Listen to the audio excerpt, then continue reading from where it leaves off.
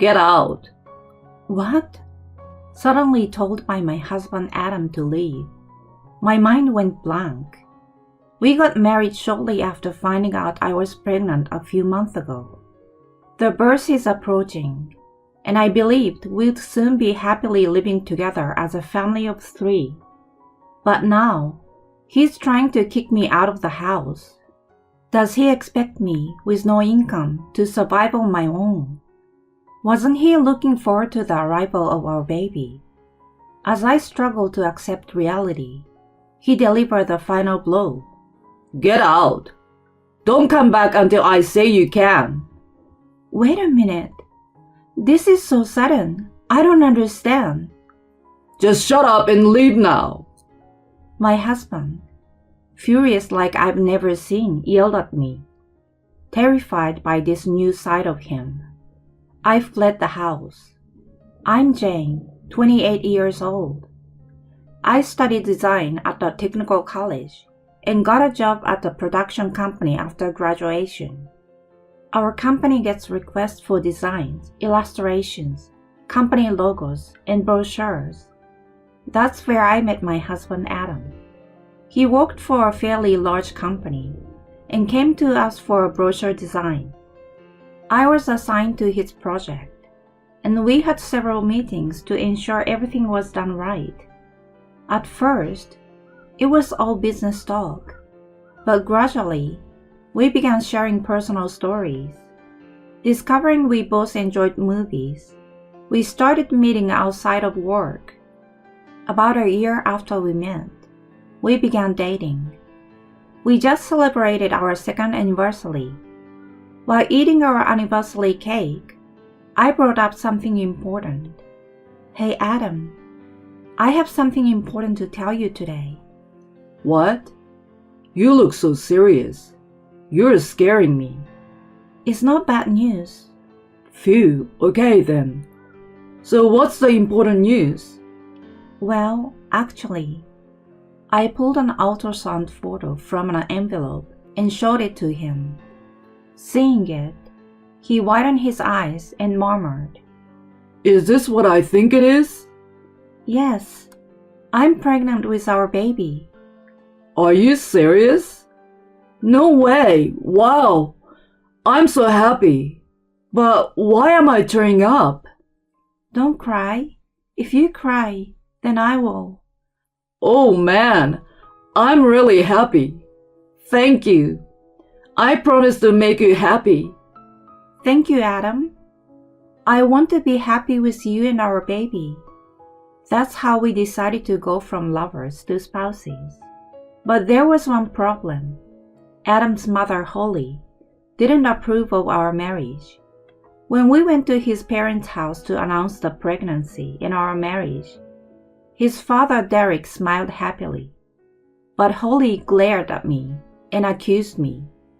You seduced my son. What are you playing at? I don't seduce him. You're just after his money because he works at a good company, aren't you? No, I genuinely love him. I wonder about that. You're just a technical college graduate. Don't get too comfortable with my son. I felt completely invalidated and couldn't hold back my tears. Derek tried to intervene, but Holly showed no sign of remorse. In the midst of this, Adam yelled louder than anyone. Mom, enough! Why are you angry, Adam? I'm doing this for you. If you're thinking of me, then don't badmouth the person I chose. Jane is talented and doing great at her company. You don't need to defend her. You can do so much better than her. Jane is the most important person to me. She doesn't deserve your insults. Adam. Holly looked tearful. She adored him and seemed to fluctuate with every word he said. Despite her opposition, we collected our paperwork and registered our marriage the following month. We officially started our married life 4 months into the pregnancy. Holly's words had hurt me, but we managed to get through it. I thought we would support each other going forward, but at that time, I didn't realize a huge storm was approaching our marriage. I noticed it around the 5th month of my pregnancy. My company has a policy for early maternity leave, especially since the CEO is a woman who prioritizes health during pregnancy. After I announced my pregnancy, they encouraged me to take maternity leave early. Grateful for my colleagues' kindness, I started my leave in the 5th month. Every heartbeat and ultrasound movement filled me with incredible love. I truly understand the preciousness of having a child with the person I love. Now on maternity leave, I plan to take it easy for the baby. I dreamed of going places with Adam and our baby. While showing him the ultrasound, we made plans for the future. Hey, where should we take our baby once they are born? Well, how about we all go to the aquarium we love? I was truly happy seeing my husband talk excitedly about it. Then, a few days later, while I was taking it easy and doing housework, the doorbell rang. When I opened the door, there stood my mother-in-law Holly, looking perplexed. "Oh, hi, Holly." She frowned at my calling her name. Don't call me by my first name so casually. And how long are you planning to leave me standing here? "Oh, sorry, please come in." You are quite disrespectful to your mother-in-law. She rudely kicked off her shoes and barged into the living room, sitting on the sofa with a sigh. You weren't sleeping, were you? "No, I was just cleaning." Cleaning, huh? But I saw hair on the hallway floor. "I've only vacuumed the living room so far. I was going to do the hallway next." You always have an excuse, don't you? Really? Is that how you tricked my son too? "No, it's not like that." Well, whatever. I came here today to tell you something important. She stood up abruptly and came close to me, pointing coldly at my now slightly noticeable belly. Just because you're pregnant, don't bother my son. Raise that child on your own. "Excuse me? What are you talking about?" There are better women out there for Adam. Not someone like you from the bottom rung. "How can you say that? That's too much." Shut up. You changed my son. He used to be such a good boy, but you made him strange. Divorce him. She threw holy water on me, shouting, Demon! while splashing it. I was beyond keeping my composure. Why? Why does have to be happen to me? I just want to be happy with Adam and our baby. She seemed satisfied seeing me soaked in holy water and left soon after. Meanwhile, I felt completely broken. I should tell Adam about this, but I was too ashamed to admit how much his mother hated me.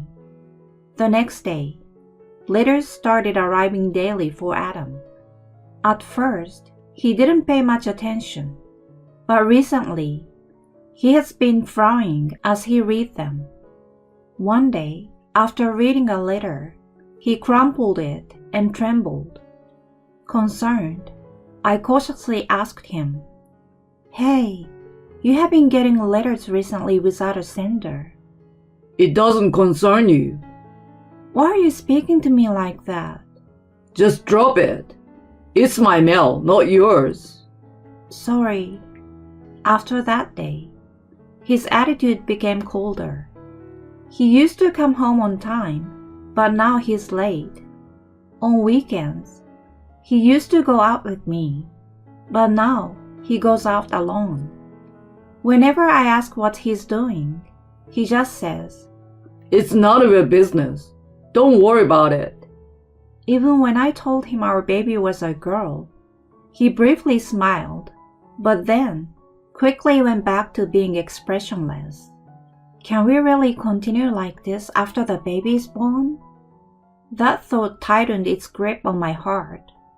As my pregnancy moved into the later stages, and the due date was 3 months away, Adam came home early one day, looking gloomier than ever. The air was so heavy, I struggled to speak, but knowing something serious was up, I forced myself to ask, "Adam, is something wrong?" He wouldn't look at me.